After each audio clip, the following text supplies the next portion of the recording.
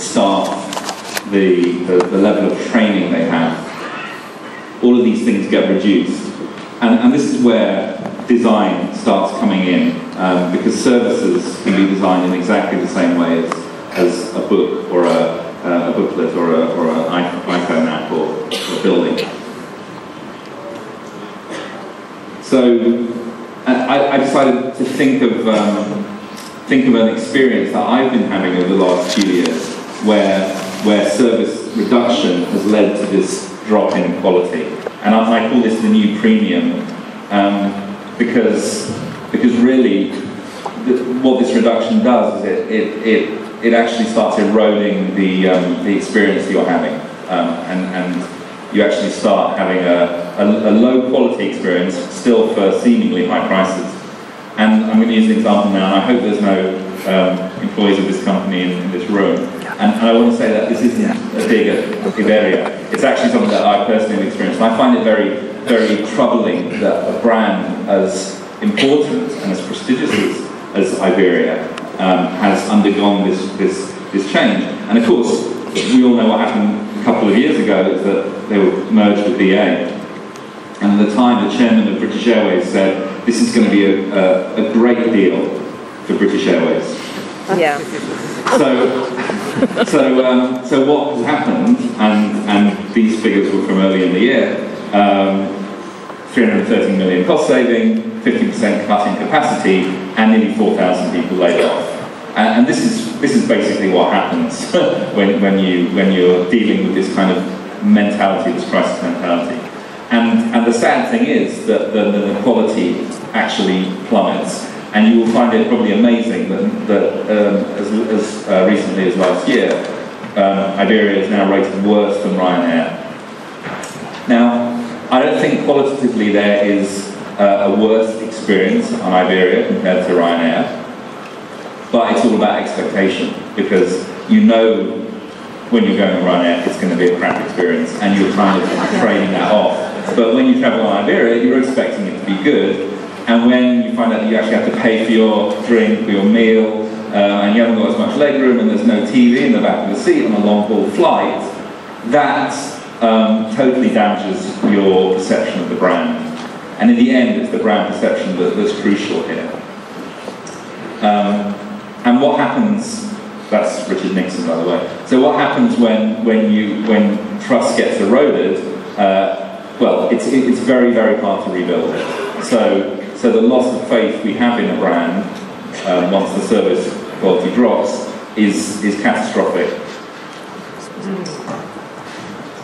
And it's provable, actually, when we're looking at the bottom line, at the raw economics of how businesses are doing. This is a study done over a number of years by Harvard Business Review. And they refer to two different types of companies, myopic and non-myopic. That means short-sighted and not short-sighted. And they were looking at them over a period of 4 years. And essentially what they were saying is myopic companies are those that cut spending, what they call discretionary spending. So what discretionary spending is I find it a very strange thing. What they classified as discretionary was marketing and R&D. Now, I don't know what businesses you work in, but marketing and R&D to me seem pretty essential to how you run a business. But nevertheless, these are called discretionary. And the companies that cut those, what happens after the first year is their share price goes up, because inevitably their spending is going down, and the impact of that spending perhaps hasn't worked through the system. But over the course of 4 years afterwards, they drop by a massive margin. So they drop by around 20%. And companies that keep investing in the crisis, those are the ones that actually maintain their share price and maintain their value in the market. Now, this is a hard message for people to actually take. I mean, if you think about it on a personal level, if you don't have much money, the idea of continuing to spend seems very counterintuitive. The same applies when you scale it up to companies, to countries, but sometimes the counterintuitive thing is the reality. And those companies that are brave enough to invest And there are many examples of them throughout recent history, maybe even just the last 20 years. Those companies that continue to invest when the general economic landscape is very poor, those are the ones that can gain a competitive advantage. Those are the ones that keep their customers and then can steal customers from other companies that have cut and have cut the quality of their services. And my belief is that design is at the heart of this, actually. That you can not just design better experiences, but you can design experiences that are actually going to help you improve the quality of what you offer to your customers, but also can help you save money, especially in the digital era. So there's a really good quote here from David Kester, who until last year was the CEO of the Design Council in the UK, and he says that it's an integrated approach using insights from design methods to guide business strategy, and for me that's the critical part. Design guides business strategy, and if you think about some of the biggest companies over the last 10, 15 years, design has been very central to them. And what that does is it's shaping their product strategy. So it's not just about business or technology anymore. It's actually about design, understanding users, creating products and services that they want to use that actually drives the strategy and brings innovation into that firm based on an understanding of those users and their market requirements. And that's a very big change around from these monolithic, technocratic kind of companies that have been powerful in previous decades.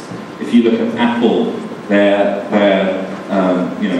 designed in California, made in China, but the heart of where they are is in a design mentality.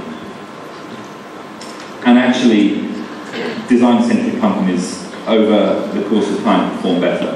So this graph, the grey line just shows the average of Standard & Poor's 500, and the bigger graph shows what we define as design-centric companies. So we've selected them.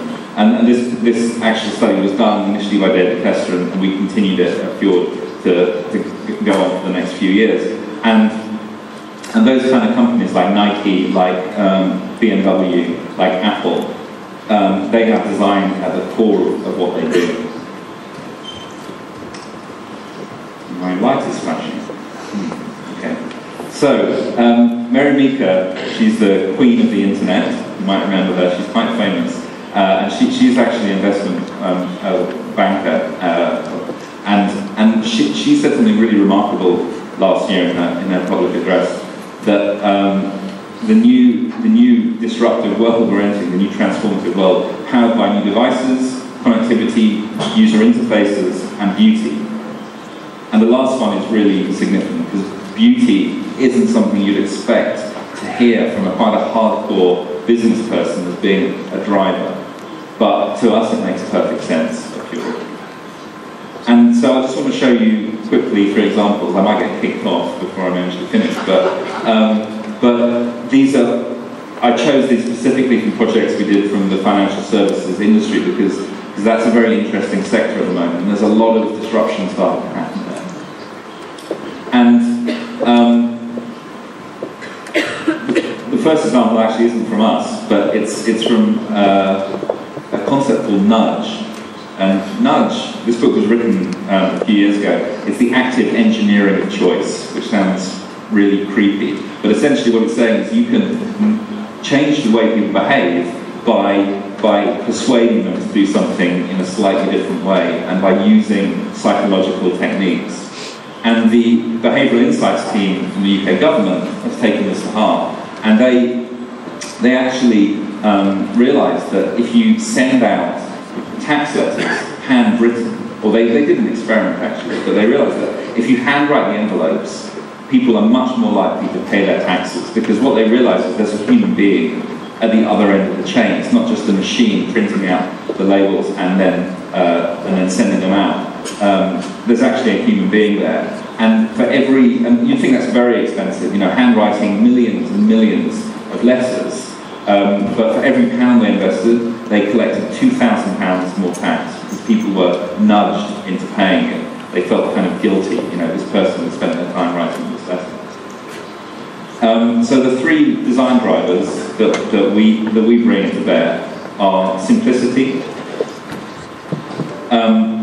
which means essentially minimally satisfying at lowest cost.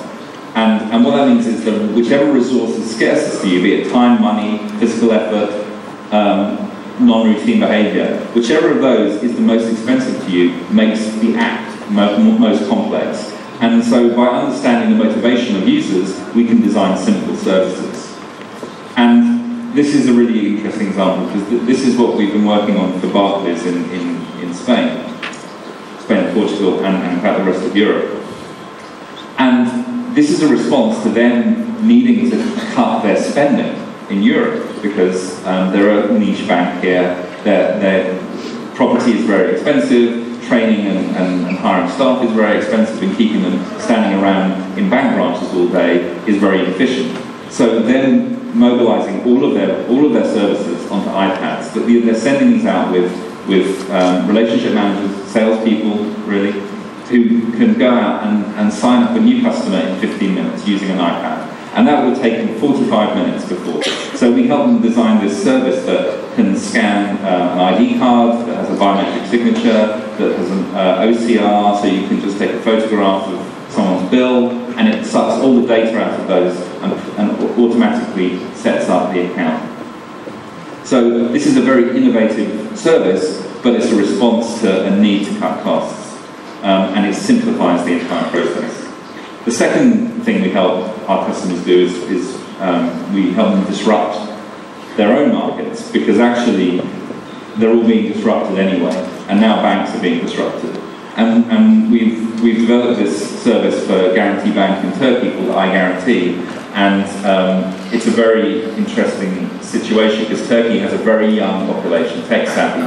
They're 23 years old on average, compared to UK it's 37, so incredibly young population. And this iPhone app brings together social media, location services, payments, couponing, all in this kind of quite strange looking interface for a bank. It's very colourful, it's got avatars, it's got voice control, so you can actually tell it to transfer money to your friend, and it will link through to their Facebook profile, and if they're a guaranteed customer, you can actually just send them money by linking through Facebook, and that's really revolutionary stuff. No bank in the world is doing that yet.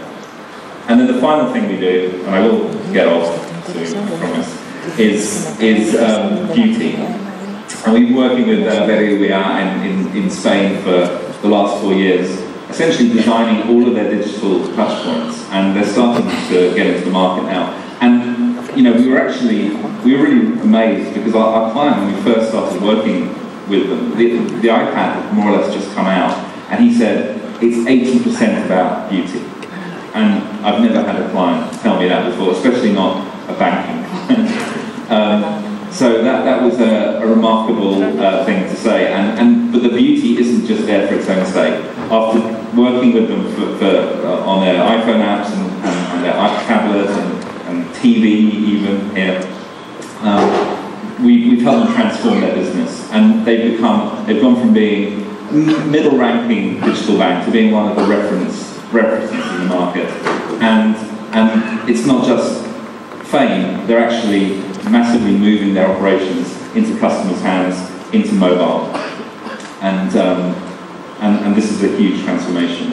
And then the final thing I want to show is that we design for love, which sounds very sweet, but actually the relationship you build with your customers is like a relationship with love. It's not the wow effect. The wow is like sex, and love is like a marriage. And you want to have marriages with your customers, not just a one-night stand. So I'll leave it there. Thank you.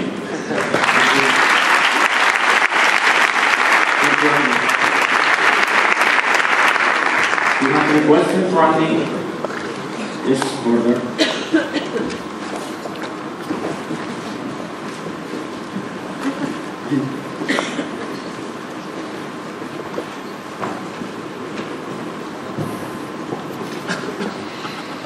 Levantad un poco más la mano porque no. Hi. Guarantee was bought by BBVA, so basically not the same bank. Why do they have such different interfaces for the clients? Is it just because of the age difference or the cultural difference? Can't BBVA go to a better user interface like Guarantee has? Well, you kind of answered your own question. The visual culture in Turkey is very, very different to Western Europe. It's kind of in a way, Turkey's a very interesting country because it's half in Asia and it's half in Europe. And so if you look at the branding of the companies there, they're a bit eye-popping. Very bright colours, kind of strange cartoon animals and logos of some of their most prestigious brands. And I think that Spain is much more aligned with the kind of European design aesthetic. So, you know, companies are very protective of their brands. You have to work within certain guidelines. You have to create a consistent look and feel. And for BBVA, you know, they're blue, like a lot of banks, and they have a certain seriousness about them that you have to respect, I think. So, yeah, I wouldn't say we would take any design cues from Turkey and bring them here. I don't think they would work. In the same way that if we took design cues from China or Japan, they wouldn't work in Europe either. Another question? No? I have a very silly question. Yes. You mentioned trust, and you say the crisis can be an antidote for crisis. A design can be an antidote for crisis. But according to most surveys, one of the problems we have in our society today is people don't trust in politics, in politicians. How can design solve that? Can't solve. I mean, in the end, we're often faced with choosing between, you know, who you dislike least in politics. Very rarely does a political position represent how an individual really feels. I'm not going to talk about revolutions or anything like that, but they do happen. I think the idea of crowdsourcing is one way. People talk about crowdsourcing, but I think that technology is now allowing us to perhaps understand in a quite instantaneous way how people feel about issues. And maybe if, you know, in the end, politicians will do what people tell them to, even if they're, you know, have their agenda and it's very limited. But I think the more we understand in an instantaneous way what people's responses are, I think we can have a better system. But, you know, I'm not here to talk about politics. Thanks, Andy. All right then.